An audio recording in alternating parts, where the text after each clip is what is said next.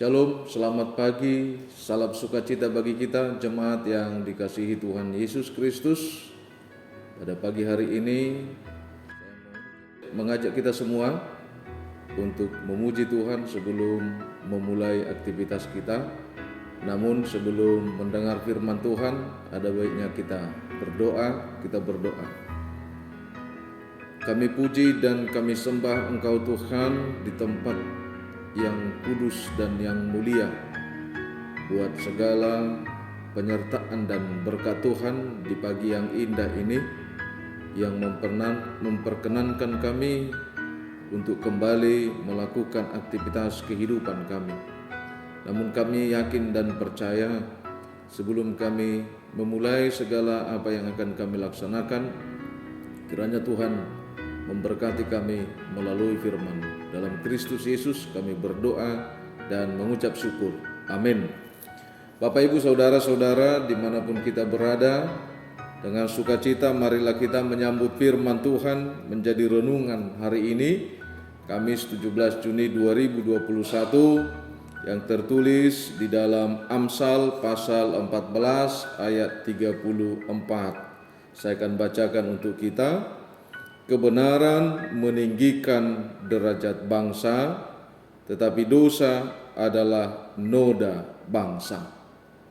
Kebenaran meninggikan derajat bangsa, tetapi dosa adalah noda bangsa. Demikian firman Tuhan. Jemaat yang terkasih, salam sehat bagi kita semuanya. Bersyukurlah kalau pada pagi ini begitu kita bangun, kita langsung disapa oleh firman Tuhan melalui kitab Amsal. Amsal salah satu kitab sastra yang berisikan nasihat, pengajaran atau didikan, di mana pada pagi ini kita tidak hanya diingatkan secara pribadi, namun secara skop besar, yaitu dalam nuansa bangsa. Bangsa adalah kumpulan dari berbagai etnis, suku, dan agama yang bersatu sekalipun dengan latar belakang yang berbeda-beda. Tentu melalui apa yang kita pelajari di dalam ilmu pendidikan, ada beberapa bentuk negara. Yang pertama ada kerajaan dan ada republik. Tentu dalam hal ini suatu bangsa itu maju, apakah dia kerajaan atau republik, haruslah memiliki dukungan dan kerjasama seperti semboyan negara kita, bersatu kita teguh, bercerai kita runtuh, atau Bhinneka Tunggal Ika. Suatu negara itu maju bukan hanya terletak seberapa banyak ilmuwan yang bekerja, namun seberapa besar keadilan, kesejahteraan, serta kemakmuran yang diperjuangkan atau diwujudkan menjadi hak daripada warga itu. Saudara-saudara, Bapak Ibu yang terkasih, suatu negara atau bangsa itu maju tidak hanya terletak kepada seorang pemimpinnya, namun terletak bagaimana mindset, cara berpikir, dan pola hidup dari bangsa itu sendiri. Justru pagi ini firman Tuhan hadir mengingatkan kita semua, baik sebagai warga negara dan sebagai pemimpin, begitu juga hal ini bisa kita kaitkan dengan pelayanan gereja kita, persekutuan kita dalam kesehari-harian. Kita tidak boleh menuntut banyak seperti mengatakan maunya para hamba Tuhan ini seperti ini dan seperti itu. Nah, tapi jika kita menuntut sesuatu, maka kita juga perlu untuk memperbaharui hidup kita, pola berpikir kita, pola hidup kita. Jika kita hanya menuntut segala sesuatunya kepada orang lain, maka sadar atau tidak sadar kita itu menimbulkan persoalan yang baru. Karena itu melalui firman Tuhan pagi ini kita diingatkan apa dan bagaimana cara kita untuk meninggikan derajat bangsa kita. Itu yang pertama. Yang kedua, apa dan bagaimana kita untuk meninggikan derajat kita sendiri. Tentu ada dua hal yang sangat penting melalui firman Tuhan. Yang pertama, bagaimana kita mengenal kebenaran dan dosa itu. Artinya bagaimana kita hidup di dalam kebenaran dan menjauhkan diri dari dosa. Jemaat yang terkasih, berbicara soal kebenaran dan dosa bukan hanya terletak pada perbuatannya, namun di dalam perkataan sekalipun banyak hal dosa yang kita lakukan. Dalam perkataan pun banyak hal kebenaran yang sudah kita lakukan. Dosa dan kebenaran dalam nats ini tidak hanya diingatkan kepada bangsa semata-mata, namun diajarkan dan diterapkan kepada setiap pribadi, kelompok manusia itu sendiri. Kebesaran suatu bangsa bukan tergantung pada jumlah penduduknya dan kekuatan militernya, bukan pula tergantung pada kekuatan politik dan ekonominya. Keagungan yang sesungguhnya dari suatu bangsa ditentukan oleh kehidupan publiknya secara nasional yang dilandasi oleh kebenaran dan keadilan. Nilai-nilai kebenaran dari suatu bangsa itu, tentu nilai kebenaran itu bukan saja juga hanya kehendak penguasa, namun nilai kebenaran itu adalah nilai yang berkenan di hadapan Allah yang meninggikan derajat siapapun termasuk bangsa itu, baik secara individu atau secara komunal atau kebersamaan. Jemaat yang terkasih, hilangnya nilai-nilai kebenaran berdampak serius bagi suatu bangsa maupun individu. Kebenaran meninggikan kelompok manusia mana saja, sedangkan dosa adalah noda bagi mereka yang melakukannya. Seorang pribadi atau suatu bangsa yang ingin mendapatkan penghargaan di mata Tuhan dan manusia haruslah menjunjung tinggi nilai kebenaran dan keadilan. Kemuliaan yang besar dari suatu bangsa atau pribadi terletak pada kesetiaan hukum yang benar dari Allah.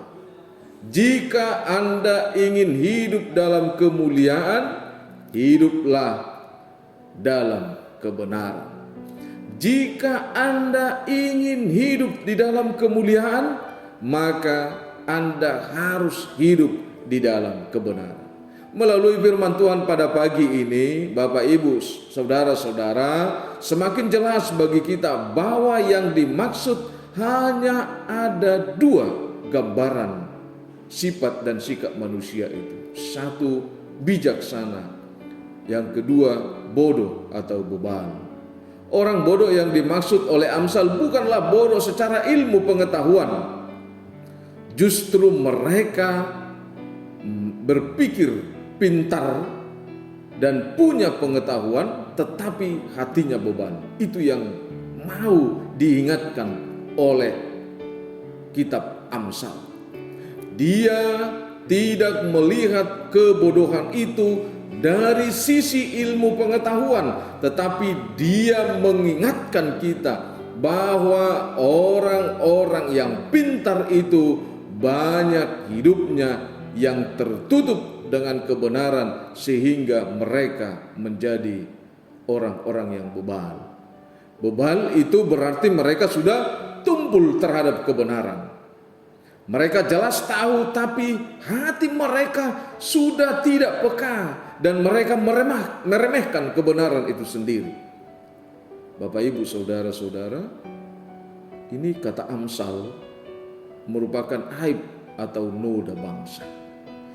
Jika bangsa itu tidak lagi memperdulikan kebenaran, maka itulah yang menjadi aib besar daripada bangsa itu sendiri. Sekalipun bangsa itu didominasi suku tertentu, agama tertentu, tetapi ketika negara itu tumpul akan kebenaran, maka negara itu akan ternoda dan akan jatuh.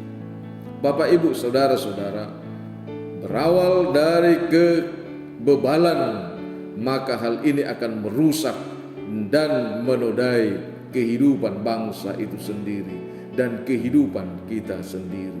Bapak, Ibu, saudara-saudara, orang yang memiliki sifat bebal adalah orang-orang yang memang hobi untuk memutarbalikkan kebenaran dan keadilan, bahkan membencinya.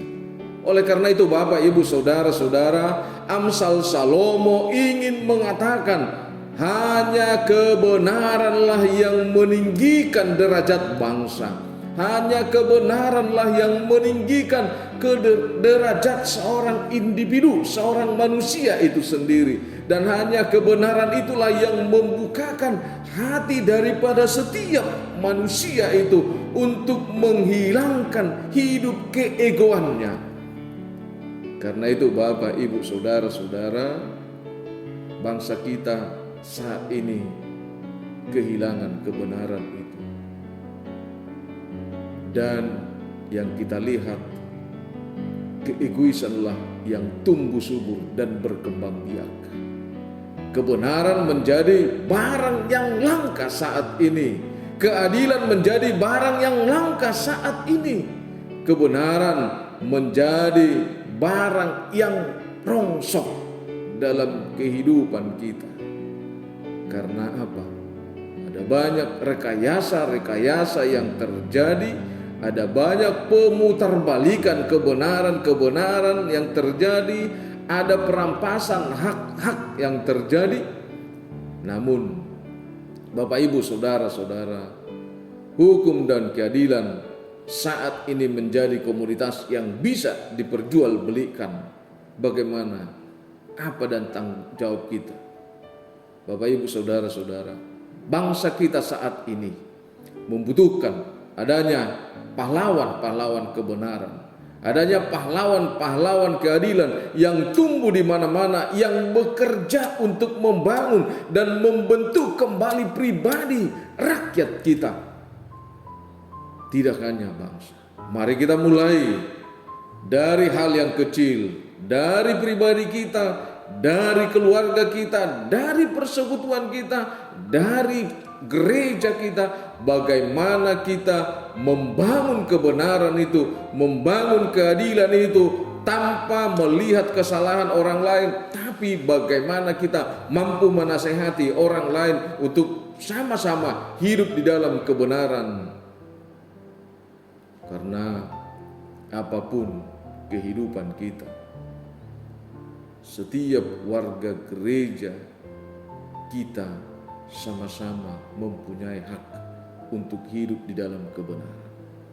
Saudara-saudara yang terkasih, tidak ada dari antara kita yang mau kehilangan kebenaran. Tidak ada dari antara kita yang mau kehilangan keadilan. Tapi jangan pernah kita mengatakan bahwa kebenaran itu adalah kehidupan kontekstual. Bahwa keadilan itu adalah kehidupan yang kontekstual. Apa yang terjadi, apa yang kita inginkan, itulah kebenaran. Belum tentu. Apa yang terjadi dan apa yang kita inginkan, itulah keadilan. Belum tentu.